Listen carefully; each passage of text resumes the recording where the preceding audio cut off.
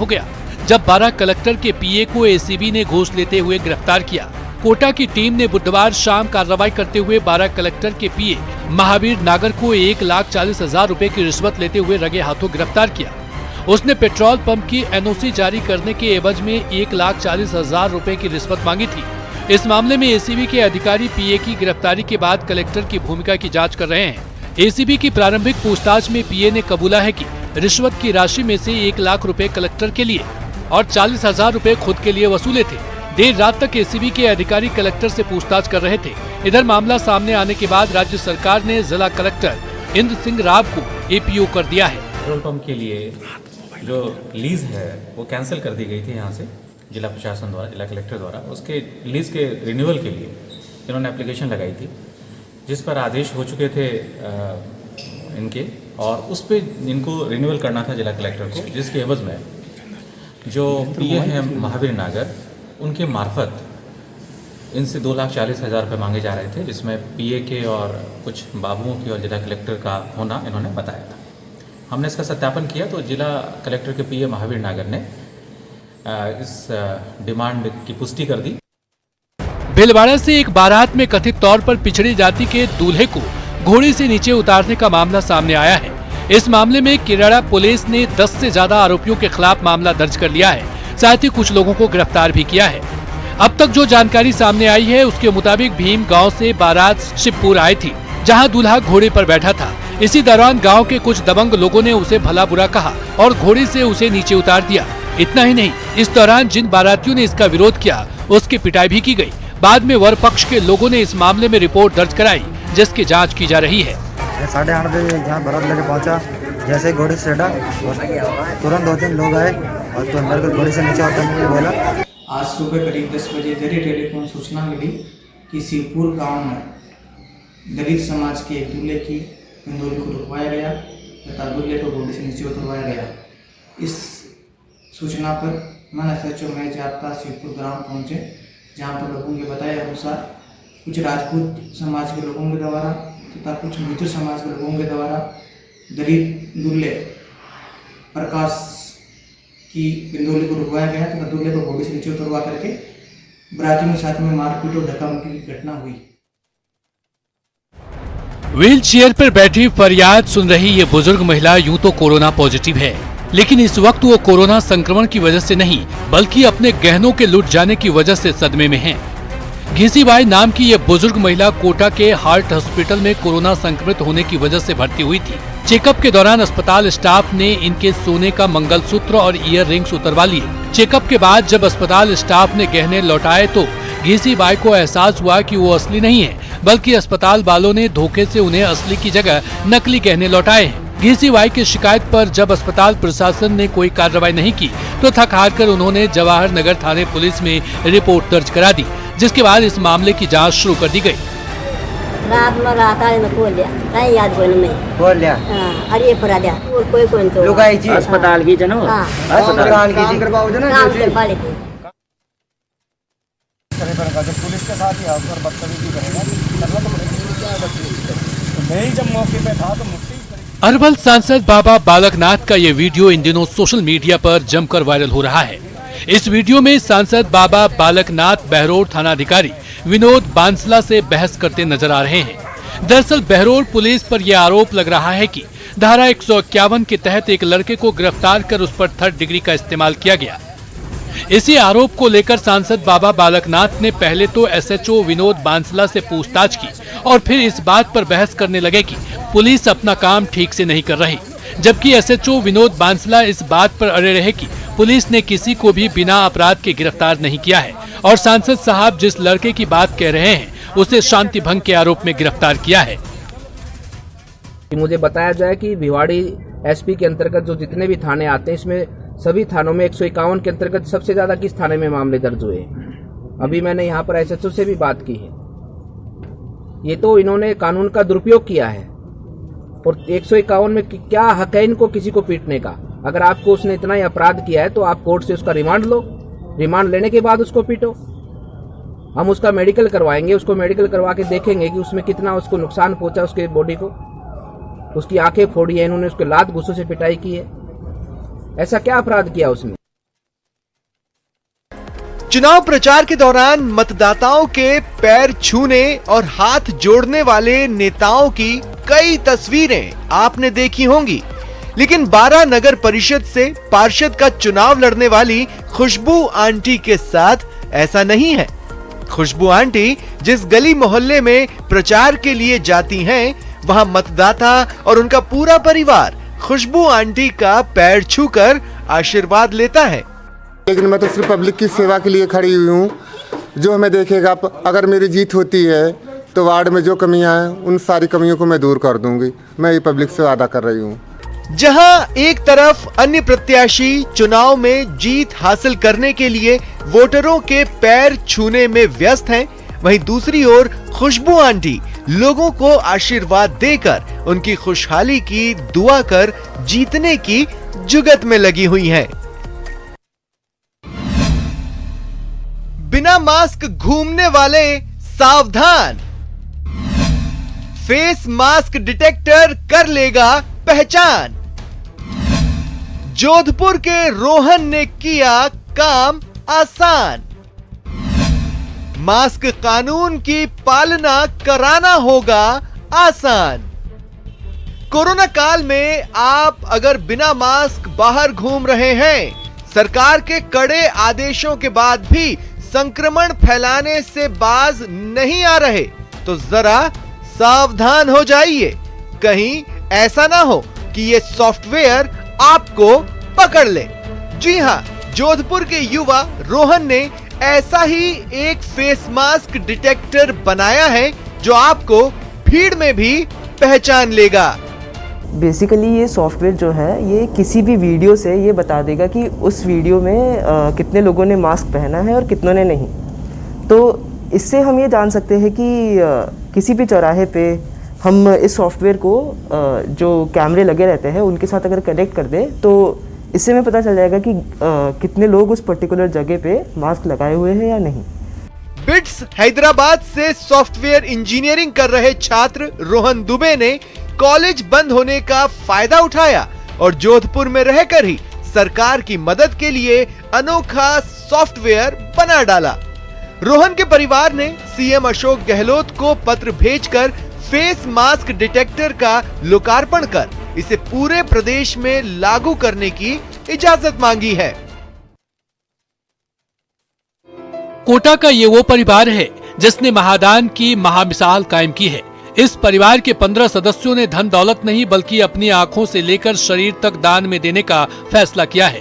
कोटा के बोरखेड़ा के रहने वाले डॉक्टर हर्षदेव ने एक सामाजिक संस्थान से प्रेरित होकर खुद के साथ साथ अपनी पत्नी, माता पिता और परिवार के 15 लोगों को महादान के लिए मनाया और इसके लिए संकल्प पत्र भरवाकर मानवता की एक अनूठी मिसाल कायम की है। खास बात यह है कि पिछले एक दशक में कोटा से महज 35 लोगों ने अपना देहदान किया है और अब एक साथ 15 लोगों के देहदान करने से कोटा अचानक महादान के रूप में सुर्खियों में आ गया है। महादान करने का फैसला करने वाले इस परिवार का कहना है कि शरीर तो नाश्वर है और अगर मौत के बाद इस नाश्वर शरीर से इंसानियत का भला हो सकता है तो फिर उससे दूरी क्यों।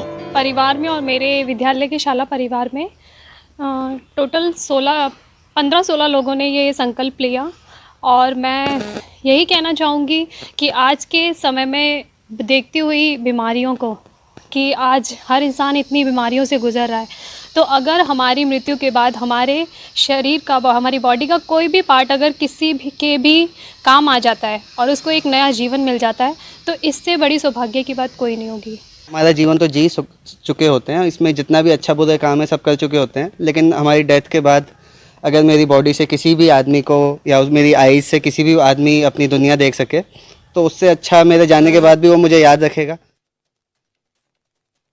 एक के बाद एक पुशअप्स लगा रहे ये देश नोक के रहने वाले अभिषेक हैं, जिन्होंने मोस्ट आर्चर पुशअप्स इन 1 मिनट का रिकॉर्ड अपने नाम किया है। पहले 1 मिनट में 55 बार आर्चर पुशअप्स का वर्ल्ड रिकॉर्ड था, जिसे अभिषेक ने 55 के मुकाबले 71 बार पुशअप्स लगाकर अपने नाम कर लिया।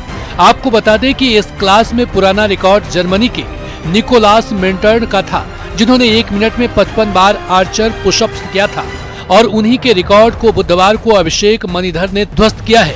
अभिषेक के रिकॉर्ड को गिनीज वर्ल्ड रिकॉर्ड में दर्ज करने के लिए रवि पारीक और मोहसिन खान भी मौके पर मौजूद थे। सर ये आर्चर पुशअप होता है, पुशअप का टाइप होता है। तो गिनीज वर्ल्ड रिकॉर्ड में इससे पहले निकलस मेटन नाम के जर्मनी के थे जिन्होंने 55 आर्चर पुशअप का रिकॉर्ड बनाया था और आज मैंने 71 आर्चर पुशअप का रिकॉर्ड बनाया है। तो ये फाइनल कंफर्मेशन के लिए जा रहा है, पर यहाँ पे जो जज थे उनके हिसाब से पॉस्चर वगैरह सब सही है, तो एक नया रिकॉर्ड होगा सर। 20 मिनट 20 खबरों में अब बात करते हैं दूसरे प्रदेश की अहम खबरों की। कर्नाटक विधानसभा में गोहत्या रोकने के लिए एक नया कानून पेश किया गया। हालांकि कर्नाटक में गोहत्या के खिलाफ एक कानून पहले से मौजूद है, लेकिन नए बिल को पहले से ज्यादा सख्त किया गया। हालांकि कांग्रेस के हंगामे के कारण बिल पर न तो चर्चा हो पाई और न ही बिल पास हो पाया। लेकिन बीजेपी ने बिल पेश होने के बाद विधानसभा के बाहर ही जश्न मनाना शुरू कर दिया। विधानसभा के बाहर गायों को सजा धजा कर लाया गया। गायों के सामने बाकायदा जोत जलाकर घंटों के साथ पशुपालन मंत्री ने आरती तक की। पूजा करने के बाद गाय को पहले लड्डू खिलाए गए और फिर केले भी खिलाए गए। बीजेपी का दावा है कि नया बिल गो हत्या को रोकने के लिए जरूरी है। पहले दूध में माँ का पियाऊं, गरम दूध में गौ माता का पियाऊं, इसलिए मैं गौ माता की पूजा करता हूं। हालांकि कांग्रेस का आरोप है कि बीजेपी ने बिना किसी पूर्व सूचना के एक ऐसा बिल विधानसभा में पेश किया जो गैर जरूरी है। Already a bill of slaughter is there in Karnataka. There was no need of bringing this. Karnataka की येडियुरप्पा सरकार विधानसभा के मौजूदा सत्र में ही बिल पास कराना चाहती है।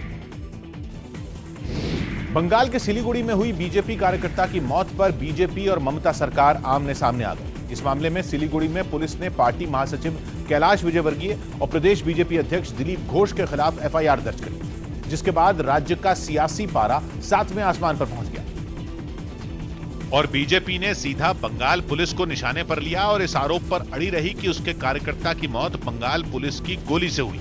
इस बात को साबित करने के लिए बीजेपी ने ट्विटर पर एक वीडियो शेयर किया। ये वीडियो 2 दिन पहले सिलीगुड़ी में हुई हिंसा का बताया गया, जिसमें पुलिस वालों के हाथों में हथियार दिखे। एक पुलिस वाला बंदूक से गोली चलाता नजर आया, जबकि एक पुलिस वाला प्रदर्शनकारियों पर पत्थर फेंकता दिखा। यही नहीं, गोली चलाने के बाद पुलिस वाले तेजी से आगे बढ़े। इस बीच एक बार फिर गोली चलने की आवाज सुनाई दी, जिसके बाद वो कुछ पलों के लिए रुके और फिर आगे बढ़ गए। प्रदर्शनकारियों के नजदीक पहुंचते ही पुलिस वालों ने उन्हें पकड़ना शुरू कर दिया। एक शख्स को अपने साथ ले जाते हुए वो उसे लाठी से पीटते दिखे, जबकि एक दूसरे प्रदर्शनकारी को वो खींचते हुए पुलिस की गाड़ी तक ले गए। इस शख्स के चेहरे पर गंभीर चोटें नजर आईं। बीजेपी ने ये वीडियो बंगाल पुलिस के उस ट्वीट के जवाब में जारी किया जिसे एक दिन पहले किया गया था। पुलिस की ओर से किए गए ट्वीट में यह दावा किया गया था कि पोस्टमार्टम रिपोर्ट में बीजेपी कार्यकर्ता की मौत की वजह शॉटगन से चली गोली बताई गई है, जबकि पुलिस ने उस दिन शॉटगन का इस्तेमाल ही नहीं किया था। जिसके बाद बीजेपी ने यह वीडियो जारी किया। यही नहीं, पार्टी महासचिव कैलाश विजयवर्गीय ने दावा किया कि बंगाल पुलिस की बात को गलत साबित करने के लिए उसके पास ऐसे ही कई और वीडियो हैं। यह सिंपल है कि कितनी झूठी है पश्चिम बंगाल की पुलिस। 2 दिन पहले सिलीगुड़ी में बीजेपी के उत्तर कन्या अभियान के दौरान हिंसा भड़क गई थी और एक पार्टी कार्यकर्ता की मौत हो गई थी। लखनऊ में बेसिक शिक्षा मंत्री के घर के बाहर शिक्षक भर्ती के उम्मीदवारों ने जोरदार प्रदर्शन किया, जिन्हें हटाने में पुलिस के पसीने छूट गए। प्रदर्शन कर रहे लोगों ने भर्ती की प्रक्रिया में गड़बड़ी का आरोप लगाया और विरोध जताने के लिए राज्य के बेसिक शिक्षा मंत्री सतीश द्विवेदी के घर के बाहर हंगामा करने लगे। लेकिन बवाल तब बढ़ गया जब पुलिस ने उन्हें हटाना शुरू किया, जिसके बाद प्रदर्शन में शामिल कुछ महिलाएं सड़क पर ही लेट गईं, जिन्हें हटाने में पुलिस को एड़ी चोटी का जोर लगाना पड़ा।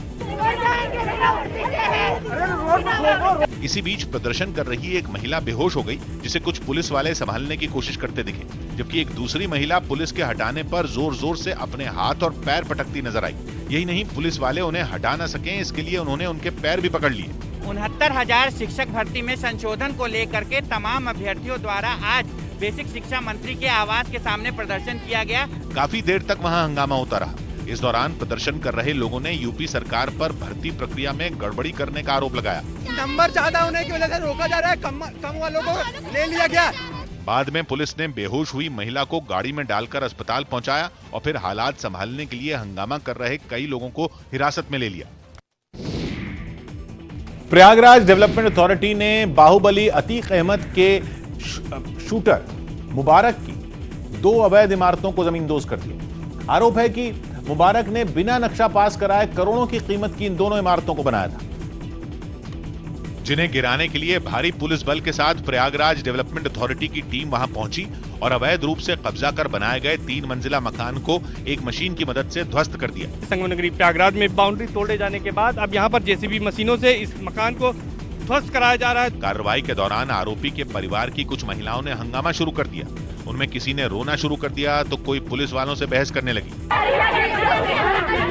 वहां पहले से तैनात पुलिस वालों ने इन हालात को संभाला और कार्रवाई जारी रखी। प्लॉट एरिया लगभग 800 वर्ग गज में 3 फ्लोर का कंस्ट्रक्शन कराया गया था। मकान को खाली कराने के बाद कार्रवाई शुरू की गई। इस बीच इलाके के कई लोग वहां जमा हो गए, जिन्होंने बाहुबली अतीक अहमद के शूटर मुबारक की बर्बादी का मंजर खुली आंखों से देखा। यूपी के मेरठ में शादी के जश्न के दौरान फायरिंग करने वालों के खिलाफ पुलिस ने केस दर्ज कर लिया। इससे पहले एक शादी समारोह में डांस फ्लोर पर 3 लोगों के फायरिंग करने का वीडियो सोशल मीडिया पर वायरल हुआ था, जिसमें वो लोग फिल्मी गानों के शोरगुल के बीच खुशी में हवा में फायरिंग करते दिखाई दिए। डांस फ्लोर पर महिलाएं भी ठुमके लगाती दिखी, लेकिन इससे बेपरवाह आरोपी नाच गाने के बीच अपनी शान दिखाने के लिए पिस्तौल को हवा में लहराते हुए लगातार फायरिंग करते रहे।